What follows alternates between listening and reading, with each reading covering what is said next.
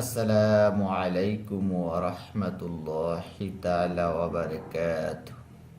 সুপ্রিয় শ্রোতা মণ্ডলী, মেরাজের ঐতিহাসিক রাতে মহান আল্লাহ রাব্বুল আলামিন তার প্রিয় বন্ধু মুহাম্মদুর রাসূলুল্লাহ সাল্লাল্লাহু আলাইহি ওয়াসাল্লামকে অনেক কল্যাণকর উপদেশ দিয়েছেন, অনেক দিক নির্দেশনা দিয়েছেন, যা আমাদের চলার পথে পাথেয় হবে। তার মধ্যে উল্লেখযোগ্য হলো সূরা বনী ইসরাঈলে বর্ণিত 14টি দিক নির্দেশনা। আমরা আজকের ভিডিওতে এই 14টি দিক নির্দেশনা নিয়ে আলোচনা করব।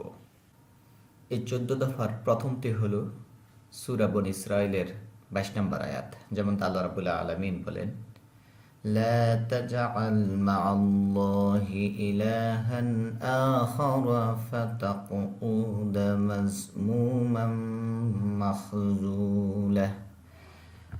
অর্থাৎ আল্লাহর সঙ্গে অন্য কোনো উপাস্য স্থির করো না, তাহলে তুমি নিন্দিত ও অসহায় হয়ে পড়বে।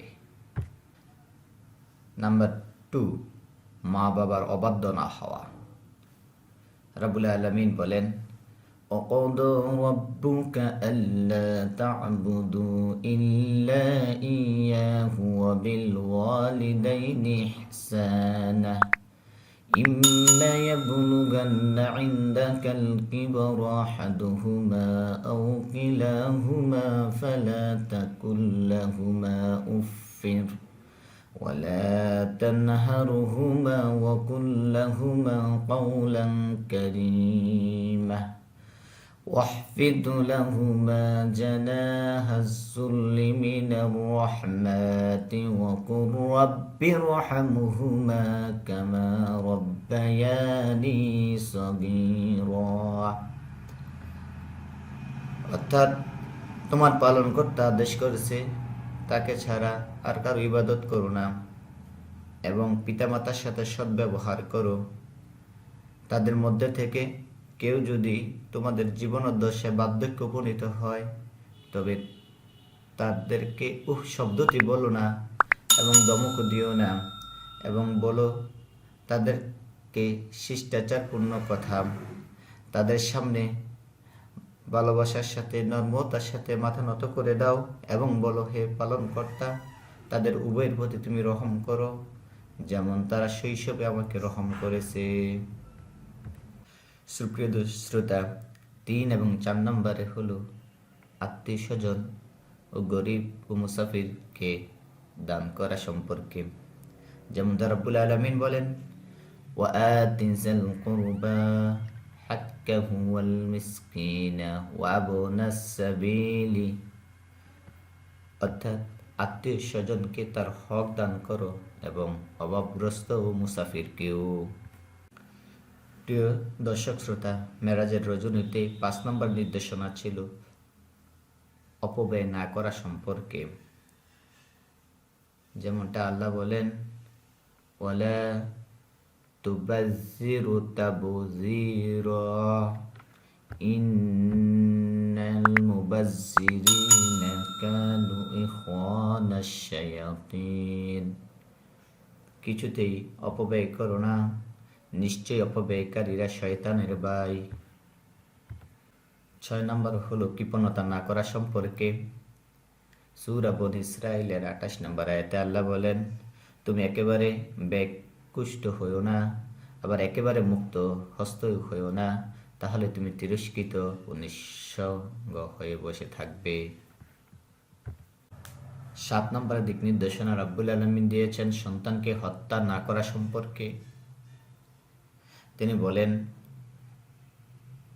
দরিদ্রতার ভয়ে তোমরা সন্তানকে হত্যা করো না, তাদেরকে এবং তোমাদেরকে আমি রিজিক দিয়ে থাকি, নিশ্চয়ই তাদেরকে হত্যা করা মারাত্মক অপরাধ। 8 নম্বরের নির্দেশনা রাব্বুল আলামিন ব্যভিচার সম্পর্কে দিয়েছেন। কঠিনভাবে রাব্বুল আলামিন বললেন, ব্যভিচারের কাছেও যেও না, এটা নিশ্চয়ই অশ্লীল কাজ এবং মন্দ পথ। 9 নম্বর হচ্ছে মানুষকে হত্যা না করা সম্পর্কে। বনী ইসরাঈলের 33 নম্বর আয়াতে রাব্বুল আলামিন বলেন, সে প্রাণকে হত্যা করো না যাকে আল্লাহ হারাম করেছেন, কিন্তু ন্যায়ভাবে যে ব্যক্তি অন্যায়ভাবে নিহত হয় আমি তার উত্তরাধিকারী ক্ষমতা দান করি, অতএব সে যেন হত্যার ব্যাপারে সীমালঙ্ঘন না করে, নিশ্চয়ই সে সাহায্যপ্রাপ্ত। 10 নম্বর হলো ইয়াতিমের সম্পদ না খাওয়া সম্পর্কে। সূরা বনী ইসরাঈলের 34 নম্বর আয়াতে আল্লাহ রাব্বুল আলামিন কঠিন নির্দেশনা দিয়েছেন। তিনি ইয়াতিমের সম্পদের মালের কাছেও না যেতে বলছেন, একমাত্র তার কল্যাণ এবং আশঙ্কা ছাড়া, সংশ্লিষ্ট ব্যক্তির যৌবনে পদার্পণ করা পর্যন্ত এবং অঙ্গীকার পূর্ণ করতে বলেছেন। নিশ্চয়ই অঙ্গীকার সম্পর্কে জিজ্ঞাসাবাদ করা হবে। 11 নম্বর নির্দেশনা ছিল প্রতিশ্রুতি পূর্ণ করা সম্পর্কে, অর্থাৎ অঙ্গীকার পূর্ণ করো, নিশ্চয়ই অঙ্গীকার সম্পর্কেও জিজ্ঞাসাবাদ করা হবে। 12 নম্বর নির্দেশনা দিয়েছিলেন মাপে সঠিক দেওয়া সম্পর্কে, মেপে দেওয়ার সময় পূর্ণ করে মাপ দেবে, সঠিক দাঁড়িপাল্লার ওজন করবে, এটা উত্তম, এর পরিণাম শুভ। সূরা বনী ইসরাঈল আয়াত 35। 13 নম্বর ছিল জ্ঞানহীন কাজ না করা, যে বিষয়ে তোমার জ্ঞান নেই তার পিছনে পড়ো না, নিশ্চয়ই কান, চোখ ও অন্তর এদের প্রত্যেককেই জিজ্ঞাসাবাদ করা হবে।